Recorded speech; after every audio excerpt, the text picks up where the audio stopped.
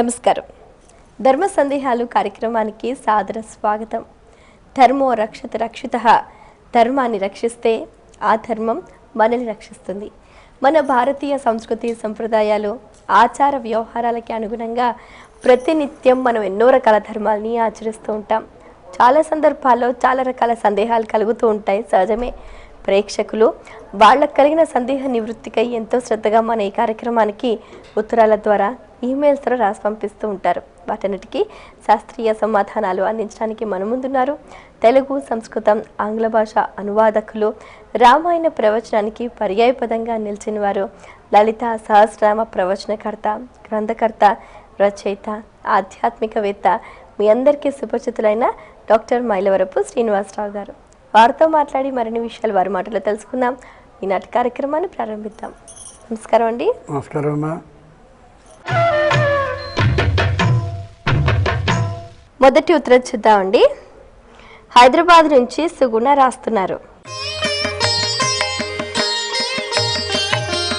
హిరణ్యకశ్యపుని భార్య రాక్షస స్త్రీ అయినప్పటికీ నారదుడు మంత్రోపదేశం చేయటంలో అంతరార్థం ఏమిటి? హిరణ్యకశిపుని భార్య పేరు లీలావతి.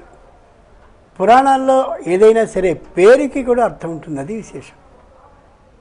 వాళ్ళిద్దరు హిరణ్య అక్షుడొకడు, హిరణ్య కశిపుడొకడు. హిరణ్య అక్షుడు అంటే హిరణ్యం అంటే బంగారం లేదా ధనం, అక్ష అంటే కళ్ళుగా కలిగినవాడు, అక్షి అంటే కన్ను.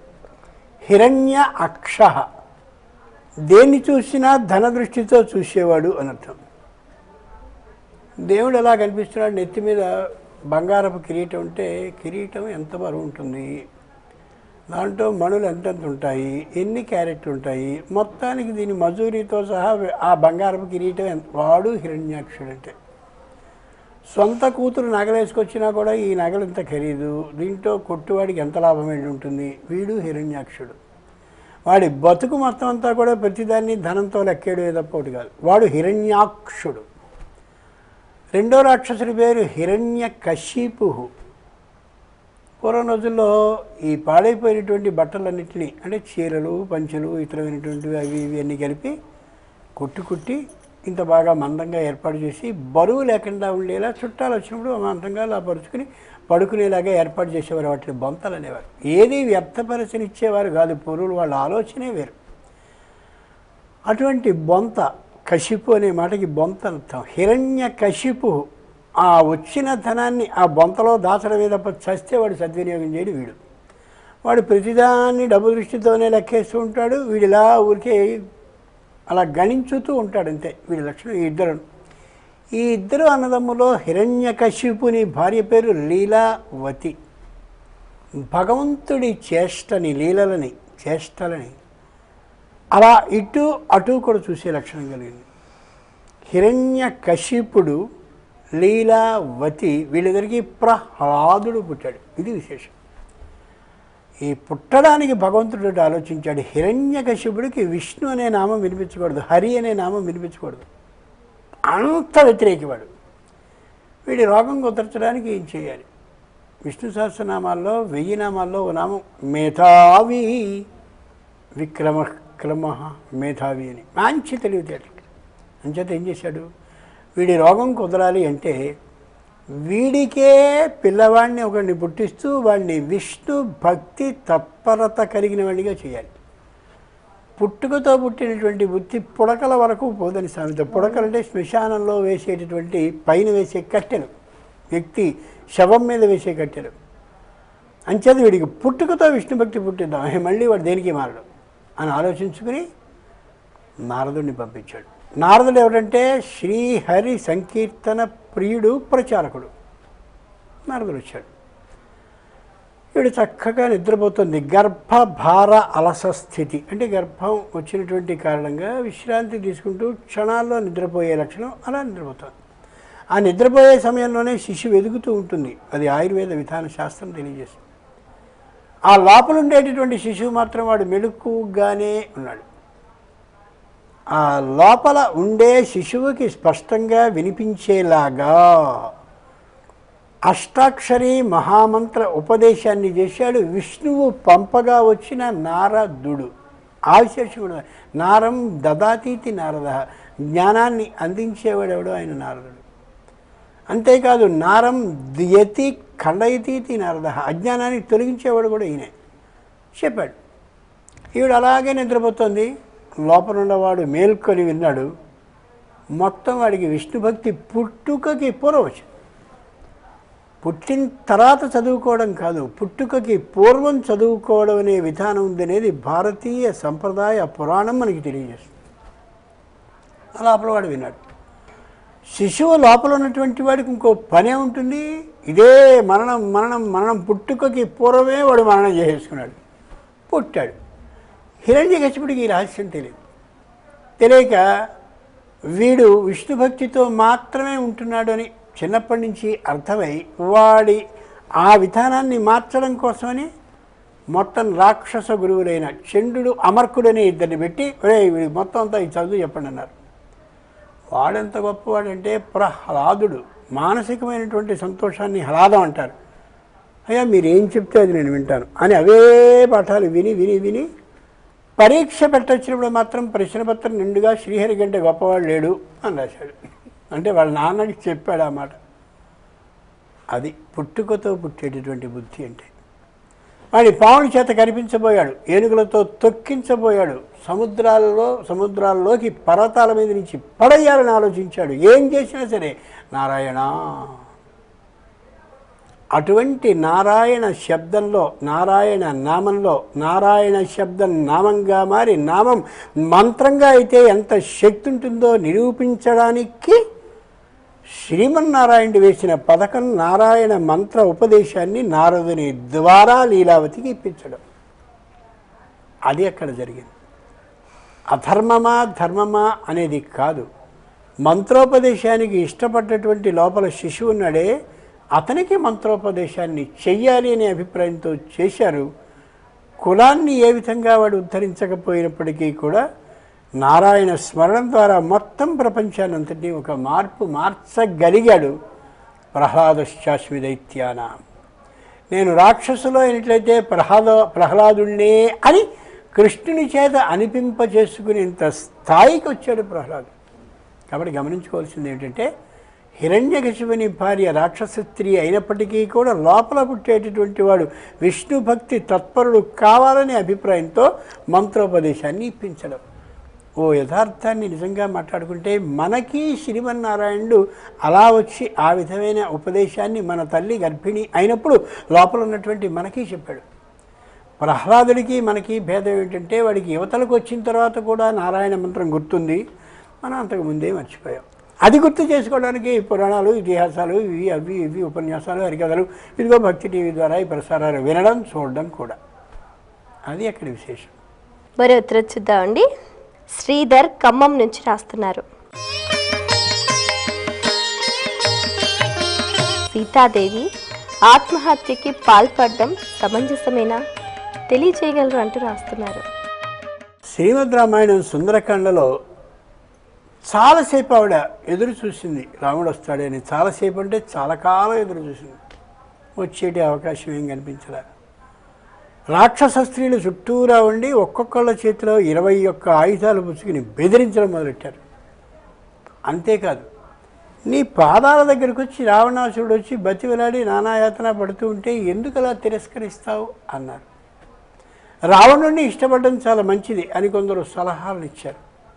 ఇలా చేస్తుంటే ఏం చెయ్యాలో తోచినటువంటి ఆవిడ వెంటనే తన జడని శింషపావృక్షపు కొమ్మకి అలా వేసుకుని దాన్ని మెడకి తగిలించుకుని ఉరి వేసుకోబోయింది. ఇది శ్రీమద్ రామాయణంలో స్పష్టంగా కనిపించేటటువంటి మాట.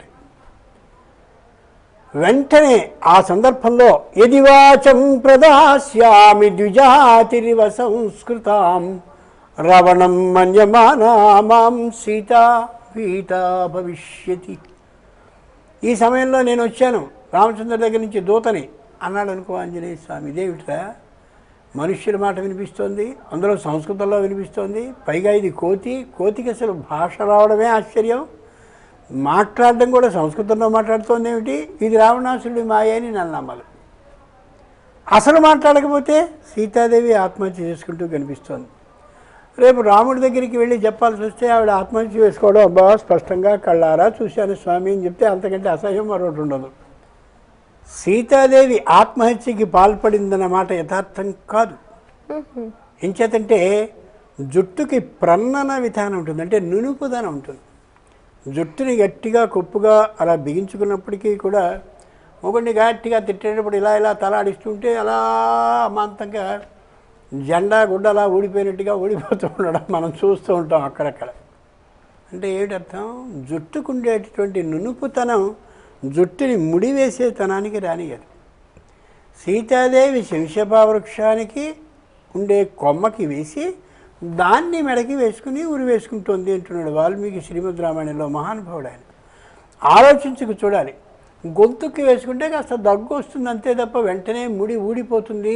మామూలుగా ఉరి వేసుకునే వాళ్ళంతటి స్థాయి ఉరి వేసుకోవడానికి సాధ్యం కానియదు ఈ కేశభాషం. అది నటన. ఎందుకని? అహం గమిష్యామి వనం సుదుర్గమం మృగైర్యుతం వనరవారణైర్యుతం వనే నివత్స్యామి యథా పితృగృహే తవైవ పాదావుపగృహ్య సంయత. ఇలా ఉన్నటువంటి సందర్భంలో అంటే నేను అలా స్వయంగా మరణానికి ఉద్యుక్తురాలిని ఎప్పుడవుతానో అప్పుడు నువ్వు పంపించు ఆంజనేయుడిని ఓ ప్రత్యేకమైనటువంటి కథాక్రమాన్ని రామచంద్రుడికి మాత్రమే అర్థమయ్యేలా మరణాయ నేను చావడానికి సంసిద్ధంగా ఉన్నట్లుగా ఉండే సందర్భంలో పంపించు అని ఆవిడ రామచంద్రుడికి నర్మగల్పంగా ఆ విడిపోయే సందర్భంలో చెప్పింది.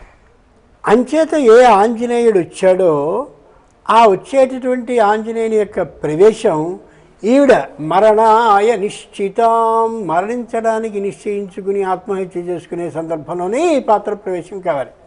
నాటకాలు మామూలుగా వేస్తూ ఉంటారు. సరిగ్గా వాడు మంచినీళ్ళు తెస్తాడు రా, తెచ్చినప్పుడు నువ్వు లాగి లెంప మీద వేసి కొట్టాలి అని ఉంటుంది చేతితో. వాడు మంచినీళ్ళు లేకపోతే వీడు అలాగే చూస్తూ ఉంటాడు పాపం. వాడు మంచినీళ్ళు తేవాలి, తెచ్చినప్పుడు వీడు కొట్టాలి. ఇది అక్కడ ఉండేటటువంటి నాటక విధానం. అలాగే ఇక్కడ కూడా ఈవిడ మరణానికి నిశ్చితురాలు అయినటువంటి సందర్భంలో ఆ ఆంజనేయుడు ప్రవేశించాలి. కాబట్టి ఆంజనేయ ప్రవేశం కోసం సీతాదేవి ఈ విధమైనటువంటి మరణానికి ఉద్యుక్తురాలైనట్లుగా నటించడం కనిపిస్తుంది తప్ప నిజంగా మరణించాలనేటటువంటి ఆలోచనకి లేనే లేదు. పరమధైర్యస్తురాలు. నిజంగా మరణించేంతటి పిరికి పంద దద్దమ్మ తనమే చూపించాల్సింది ఆవిడ అయినట్టయితే రావణాసురుడు స్వయంగా వచ్చినప్పుడు అసందేశాత్తు రామస్య తపస్చానుపాలనం, రే నా రామచంద్రుడి నుంచి ఆజ్ఞ రాలేదు కాబట్టి నిన్ను విడిచిపెడుతున్నాను కాబట్టి లేకపోతే నిన్ను బూడిద చేసి ఉండేదాన్ని అని ఉండేది కాదుగా, అనగలిగేది కూడా కాదుగా. కాబట్టి సీతాదేవి పిరికి తనంతో కానీ అలాగే అసమర్థ విధానంతో కానీ లేనే లేదు. చాలా గట్టిది ఆవిడ, మామూలు గట్టిది కాదు. ఇక్కడ కేవలం ఈ విధంగా నటించడం, ఏ విధంగానూ ఉరిపడకుండా ఉండేలా కేశభాషంతో అలా వేసుకోవడం ఆంజనేయ పాత్ర ప్రవేశానికి సూచించినటువంటి విధానం. దీన్ని ఇలా అంతరర్థంగా ఆలోచించుకోగలిగితే శ్రీమద్ రామాయణం వంట పట్టే అవకాశం వస్తుంది. లేకపోతే వినేస్తామంతే. వినేందువల్ల ప్రయోజనం లేదు. అన్ని బుద్ధి ద్వారా వంట పట్టించుకోగలగాలి. అప్పుడు రామమయం అవుతుంది శరీరం. మరో ఉత్తరం చూద్దామండి. హైదరాబాద్ నుంచి శేఖర్ రాస్తున్నారు. చిన్నపిల్లల దగ్గరికి కానీ అనారోగ్యవంతుల దగ్గరికి కానీ గుడికి వెళ్ళేటప్పుడు కానీ గురు దర్శనానికి వెళ్ళేటప్పుడు కానీ ఒట్టి చేతులతో వెళ్ళరాదు అంటారు. ఎందుకని? పూర్వులు ఒక అర్థంతో ఒక విషయాన్ని చెప్తే మనం దాన్ని వేరు విధంగా అర్థం చేసుకుంటూ ఉంటున్నాం. చిన్నపిల్లల దగ్గరికి వెళ్ళేటప్పుడు ఒట్టి చేతులతో వెళ్ళకూడదు. అంటే వాళ్ళు ఆడుకునేందుకు ఏవో వస్తువున్నో తినుబండారాలు తీసుకెళ్లాలో అనే ధోరణిలో మనం అర్థం చేసుకుంటున్నాం. అలాగే అనారోగ్యవంతుల దగ్గరికి వెళ్ళేటప్పుడు కూడా ఒట్టి చేతులతో వెళ్ళకూడదు. ఏవో పళ్ళు అవే తీసుకెళ్తే వారికి పనిచేస్తాయి అనే అభిప్రాయంతో ఉండాలని దాన్ని అర్థం చేసుకుంటారు. అలాగే గర్భిణుల దగ్గరికి వెళ్ళేటప్పుడు కూడా, గర్భిణీ స్త్రీ అనకల్లా స్త్రీలకే గర్భం వస్తుంది కాబట్టి గర్భిణులు అంటేనే గర్భిణి అయినటువంటి వాళ్ళని అర్థం. అంతే గర్భిణుల దగ్గరికి వెళ్ళేటప్పుడు కూడా పళ్ళు ఏవో తీసుకెళ్ళాలి. వీలైనట్టయితే ఇంకా ఏవైనా ముఖ్యమైనటువంటి కానుకలను తీసుకువెళ్ళాలి. దైవం దగ్గరికి వెళ్ళేటప్పుడు కూడా ఇలాగే పట్టుకెళ్ళాలి. దీన్ని ఈ విధంగా అర్థం చేసుకుంటారు. అసలు శాస్త్రం చెప్పిన అర్థం అది కాదు. ఏ వ్యక్తి అయినా తాను ఇలాంటి వారిని దర్శించడానికి చూడడానికి వెళ్ళేటప్పుడు చిన్నపిల్లలు అయినట్టయితే వాళ్ళకి దీర్ఘ ఆయుష్యం కలగడం కోసం ఆశీర్వదించాలి మనం వెళ్ళి. శతమానం భవత శతాయుః పురుష శతేంద్రియ, ఇలా ఈ ఆశీర్వచనం ఫలించాలి అంటే మన వాక్కులో ఆ శక్తి ఉండాలి. సుఖంగా ఉందిగా కానీ మామూలుగా అనేస్తే వీడి నోటిలో ఏ విధమైన తపశ్శక్తి లేదు కాబట్టి అది వాక్కులోకి రాదు. వాక్కులోనికి రానటువంటి తపశ్శక్తి వాడికి అక్షరాలుగా పెడుతుంది తప్ప అందులో తపశ్శక్తి మాత్రము ఉండదు. అంచేత ఈ వాక్కు తపశ్శక్తితో నిండి ఆ తపశ్శక్తితో ముడిపడినటువంటి ఆ వాక్కు అక్షరాల ద్వారా వాడికి ఆ శక్తి ప్రవేశించి వాడికి సత్ ఫలితాన్ని ఇవ్వాలి అని అంటే ఈ వాక్కులోనికి తపశ్శక్తి చేరేలా చేయాలి. అంటే ఏం చేయాలి? ఈవేళ నేను ఆ పిల్లని దర్శించబోతున్నాను, చిన్నపిల్లని ఒకసారి చూడబోతున్నాను కాబట్టి ఓ లలితా సహస్రనామో విష్ణు సహస్రనామో చదివి ఆ చదివినటువంటి ఆ తపశ్శక్తికి సంబంధించిన ఆ ఇదిని నా వాక్కు ద్వారా ఆ పిల్లవాడి మీదకి ప్రసరించి ఆ పిల్లవాడికి ఏ విధమైన కష్టము కలుగుకుండేలా చెయ్యాలి అని ఆ పిల్లవాడిని చూడడం కోసమని ఉద్దేశించిన మనం ఓ ప్రత్యేకమైన సహస్రనామ స్తోత్రాన్ని చదివి అది వాడి తల మీద మనం మామూలుగా పెడుతూ దీర్ఘ ఆయుష్యం వస్తూ ఉంటే ఫలించి తీరుతుంది. అప్పుడే నిద్రలేచి మొహం ఏమీ కూడా కడుక్కోకుండా పాచిమొహంతో వెళ్ళిపోయి అబ్బా నీకంతా సుఖం జరుగుగాక అంటే ఏమీ జరగదు. ఖచ్చితంగా మనం ఆ విధంగా చెయ్యాలి. రిక్తహస్తేన నోపేయాద్ రాజానం దైవతం గురం. ఒట్టి చేతులతో వెళ్ళి రాజుగారిని దేవుణ్ణి గురువుని దర్శించకూడదని. ఎందుకని? మనం చేసేది ఏదైతే ఉందో ఆ తపశ్శక్తిని వాక్శక్తి ద్వారా అక్కడ ప్రసరింపచేయాలి. అలాగే గర్భిణి దగ్గరికి వెళ్ళాం, అమ్మా సుఖంగా నీకు సత్సంతాన ప్రాప్తిస్తూ అని దీవించాము అంటే దీవించడానికి ముందు అది ఫలించేందుకు కావలసిన తపశ్శక్తి కంఠంలో వచ్చి తీరాలి. ఊరికే వెళ్ళి ఏదో మామూలుగా చెప్పేస్తే అక్షరాలే వెడతాయి తప్ప అక్కడికి వినిపించేటటువంటి ధ్వని మాత్రమే వెడుతుంది తప్ప ఆ దీవించిన దేవన ఫలించే అవకాశం ఉండదు. ఇదే విధంగా దైవం దగ్గరికి కూడా వెళ్ళినప్పుడు దైవానికి నమస్కరిస్తూ ఆ దైవం ఏ దైవమో ఆ దైవానికి సంబంధించిన సహస్రనామ స్తోత్రాన్ని ఇంటి దగ్గర చదివి తుభ్యమహం సంప్రదే స్వామి నేను నీకు ఇస్తున్నాను అని ఆ సహస్రనామ ఫలితాన్ని ఆయనకి కానిస్తే పరబ్రహ్మార్పణమస్తు అని ఇస్తే అప్పుడు పరమేశ్వరుడు దాన్ని స్వీకరిస్తాడు. మంచి పని చేసేవరా చక్కగాను అని. సర్వదేవ నమస్కార కేశవం ప్రతిగచ్చది. ఏ దేవుడికి నమస్కారం చేసినా అది ఆయన దగ్గరికే చేరుతున్నప్పుడు ఆ దైవాన్ని గురించి ధ్యానించి తపశ్శక్తి ఏదైతే మన దగ్గర ఉందో దాన్ని ఆయనకి తత్సత్ బ్రహ్మార్పణం వస్తుంది దానం చేస్తే అది సరైన విధానం. ఇంచేత ఒట్టి చేతులతో వెళ్ళకూడదనే మాటలో ఉండే అర్థం ఇది. మరి ఉత్తరం చూద్దామండి. వరంగల్ నుంచి రాకేష్ రాస్తున్నారు, నవగ్రహ ప్రదక్షిణ పూజ అనంతరం తీర్థ ప్రసాదాలు స్వీకరించవచ్చా తెలియజేయగలరు అంటూ రాస్తున్నారు. సూర్యగ్రహం దగ్గరికి వెళ్ళాం, సూర్యుడికి సంబంధించినటువంటి ప్రసాదాన్ని మనం ఏర్పాటు చేసుకున్నాం. గోధుమలతో నివేదనాన్ని కానీ లేదా సూర్యునికి పాయస ప్రియుడు కాబట్టి పాయసాన్ని కానీ తీసుకువెళ్ళాం. ఆయనకి చేయవలసిన అర్చన చేశాం, అన్నీ చేశాం. ప్రసాదాన్ని అబ్బా నువ్వు నవగ్రహాల మధ్యలో ఉంటావు అంచేత నిన్ను తీసుకున్నట్టయితే నీకు చూపించిన ప్రసాదమో తీర్థమో నేను తీసుకున్నట్టయితే ఆ శనో గినో నాకు పట్టేస్తుంది కాబట్టి ఇక్కడే వదిలేసి వచ్చేస్తానంటే సూర్యుడు బాధపడ్డా. ఇంతవరకు చేసింది నాకు నువ్వు అర్చన చేసి చివరికి నా ప్రసాదాన్ని తిరస్కరించి వెళుతున్నావు అని అనుకోడా? అంటే శనిగ్రహం దగ్గర అదే చెప్పేది. మనం ఒకరింటికి వెళ్ళాం, లౌకికంగా అనుకుందాం. ఆ ఇంటికి వెళ్ళిపోతే మనం వాళ్ళ ఇంటికి చాలా వెళ్ళాము, పరమానందంతో వాళ్ళు దర్శించారు, లోపలికి పిలిచారు, ఏదో చేశారు, సత్కారం అంతా అయిపోయిన తర్వాత వాళ్ళు ఏదైనా ఒక కానుక కానీ ఇచ్చినట్టయితే దాన్ని అక్కడే పడేసేసి వస్తే వాళ్ళు సంతోషిస్తారా? ఎవరింటికి మనం ఇష్టంతో వెళ్ళామో ఆ వెళ్ళినటువంటి ఆ అవతలి వాళ్ళు మనల్ని ఆహ్వానించి గౌరవించి ఖచ్చితంగా మేము ఈ విధమైన సహాయాన్ని మీకు చేస్తామనో లేకపోతే మనం ఇలాగే కలిసి ఉందామని మైత్రీభావాన్ని ప్రకటిస్తానో ఒక కానుకని కానీ ఇచ్చినట్టయితే దాన్ని తీసుకోకుండా వస్తే అవతల వాళ్ళు దుఃఖిస్తారా అంటే సంతోషిస్తారా బాధపడతారా? బాధపడతారు తప్ప. అలాగే ఏ సూర్యుడిని గొప్పగా భావించి మంత్రాలతో స్తోత్రాలతో శ్లోకాలతో కీర్తనలతో నీ ఇష్టం వచ్చిన దాంతో సూర్యుడిని పొగిడి ప్రశంసించి నాకు ఆరోగ్యాన్ని ఇయ్యి బుద్ధిని ఇయ్యి ఇవన్నీ అడిగి చివరికి అబ్బాబో నీ తీర్థాన్ని ప్రసాదాన్ని కానీ తీసుకున్నట్టయితే మళ్ళీ శనిగ్రహంతో కలిసి ఉన్నావు కాబట్టి ఏమి ఇబ్బంది వస్తుందో అని అక్కడే పడేసి వస్తే అది నేరం ఘోరం దారుణం. లోకం అంతా అనుకుంటుంది శని అబ్బో బాగా పీడించేస్తాడు అని. పోనీ నవగ్రహాల్లో శనిగ్రహాన్ని వేరే ఎందుకు పెట్టరు వీళ్ళు? నవగ్రహాల మధ్యలోనే ఎందుకు పెడతారు శని మనకు అపకారం చేస్తాడని కదా? కాదు. లోకంలో ఎక్కువ మంచిని చేసేవాడు శని మాత్రమే. ఆయన జీవితంలో పాఠాన్ని నేర్పుతాడు మనకి. ఒరే వీడిని చాలా గొప్పవాడు అని అనుకుని వీడి వెంటలా తిరిగావు ఎంతకాలం, వీడు ఎంత దుర్మార్గుడు నీకు అర్థమైందా? అలా అర్థమయ్యేలా చేసిన వాడిని నేనే సుమా అని చెప్తాడు. జీవితంలో అద్భుతమైనటువంటి పాఠాన్ని చెప్పేవాడు ఎవరంటే శని. అబ్బో నాకు అంత పేరు వచ్చింది, ఇంత పేరు వచ్చింది, ఇంత కీర్తి వచ్చింది, అంత కీర్తి వచ్చింది, నేను ఇంకా మామూలుగా లేను అని అనుకుంటావే, నీ గాలిని తీసి అలా కింద కూర్చోబెట్టి నీ స్థాయి ఇది అని చెప్పేటటువంటి ఆ సంఘటనని ఏర్పాటు చేసి కళ్ళు తెరిపించే లక్షణం ఉన్నవాడు శని.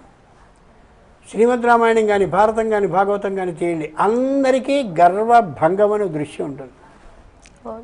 మనం ఎక్కడ చూసేటటువంటి చిన్న తెర పెద్ద తెరల మీద గర్వభంగాలు ఉండవు, ఉంటే ఆడదు. అంచేత అసలు అది చేయకూడదు. అందరికంటే గొప్పవాడు నాయకుడు చాలా గొప్పగా ఉంటాడు, కానీ పురాణం అలా చెప్పదు, ఇతిహాసం అలా చెప్పదు.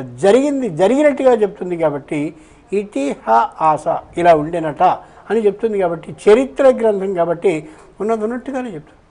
రాముడంతటి వాడు కర దూషణ త్రిశూల వతలో ఒక అడుగు వెనక్కి వేశాడని శ్రీమద్ రామాయణం ధైర్యంగా రాసింది తప్ప, రాముడు చాలా గొప్పవాడు కాబట్టి 5 అడుగులు ముందుకు వేసాను అన్నాడు. ఎందుకు ఈ మాట చెప్పవలసి వస్తోంది అంటే, శని ఎప్పుడూ కూడా పొరపాటు మనకి కలగాలని, మన ప్రాణం తీయాలని అనుకోడు. శనికి ఆ విధమైనటువంటి అనుగ్రహం కలిగేలా నిరంతరం అర్చిస్తూ ఆయన పాదాలని పట్టుకుంటే మన స్థాయి ఏమిటో మనకి తెలియచేస్తాడు. మన చుట్టూరా ఉన్న వాళ్ళలో నిజమైన వాళ్ళెవళ్ళో కాని వాళ్ళెవళ్ళో వేరు చేసి ఆ దృష్టిని మనకి ప్రసారం అయ్యేలా చేస్తాడు. అటువంటి శనిగ్రహంతో ఉన్నటువంటి నవగ్రహాలకి ప్రదక్షిణం చేసేప్పుడు ఒక్కొక్కళ్ళు ఒక్కొక్క శక్తిని మనకు అందిస్తారు. ప్రతి వ్యక్తికి కావలసిన శక్తులు 4, ఇవి ఒక 5, మొత్తం 9 శక్తులు. ఈ 9 శక్తులు 9 గ్రహాల వల్ల మనకి లభిస్తూ ఉంటే వాళ్ళకి గ్రహ పూజని చేస్తూ మీరు మాకు ఏ విధమైన కష్టము కలగకుండా ఉండేలా చేయవలసిందని ప్రార్థిస్తూ, అబ్బాయి మీ తీర్థం తీసుకుంటే మాకు అపకారం కలుగుతుంది, మీ ప్రసాదం తీసుకుంటే మాకు ఏదో జరిగిపోతుంది అని అక్కడ పడేస్తే దేవతల్ని సన్మానించినట్ట, దేవతల్ని అవమానించినట్ట. పొరపాటును కూడా అలా చేయకూడదు. నిశ్చయంగా తీర్థ ప్రసాదాలని స్వీకరించి తీరవలసిందే, అనుమానం ఏమాత్రమూ లేదు. ఇంటికి కూడా తీసుకురారు, అన్నీ ఎక్కడే వదిలేసి వస్తారు. అదే భయంతో పొరపాటును అలా చేయకూడదు, ఖచ్చితంగా తెచ్చుకోవాలి. కుటుంబ సభ్యులు ఆయన అనుగ్రహంగా భావిస్తూ, ఆ ప్రసాదం అనే మాటకి అనుగ్రహము అని అర్థం. ప్రసాదం అనగానే మన కొబ్బరి చెప్పరో సరి వేయించిన శనగలో ఇవే గుర్తొస్తాయి మనకి. ప్రసాదం అనే మాటకి అనుగ్రహము అని అర్థం. ఈ వస్తువు ద్వారా మనం అనుగ్రహించేది ప్రసాద రూపంగా మనకు అందిస్తున్నాడు. ప్రసాదం ఉంటే అనుగ్రహం. చాలా సంతోషం అండి, మీ అమూల్యమైన సమయాన్ని కేటాయించి మా ప్రేక్షకుల ధర్మ సందేహాలకు శాస్త్రీయ సమాధానాలు అందించినందుకు ధన్యవాదాలు. వీక్షించారు కదండి, ఇది ఇవాల్టి మన ధర్మ సందేహాలు కార్యక్రమం. మీకు కూడా ఏవైనా ఆధ్యాత్మిక ధర్మ సందేహాలు కలిగితే మా ఈ కార్యక్రమానికి మీ సందేహాల్ని క్లుప్తంగా, సూటిగా, స్పష్టంగా పోస్ట్ కార్డ్పై లేదా ఈమెయిల్స్ ద్వారా రాసి పంపించండి.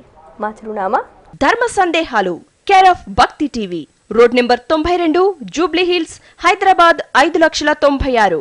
మా ఈమెయిల్ ఐడి bhaktihyd@gmail.com. మరో కార్యక్రమంలో మళ్ళీ కలుసుకుందాం. అంతవరకు సెలవు, నమస్కారం.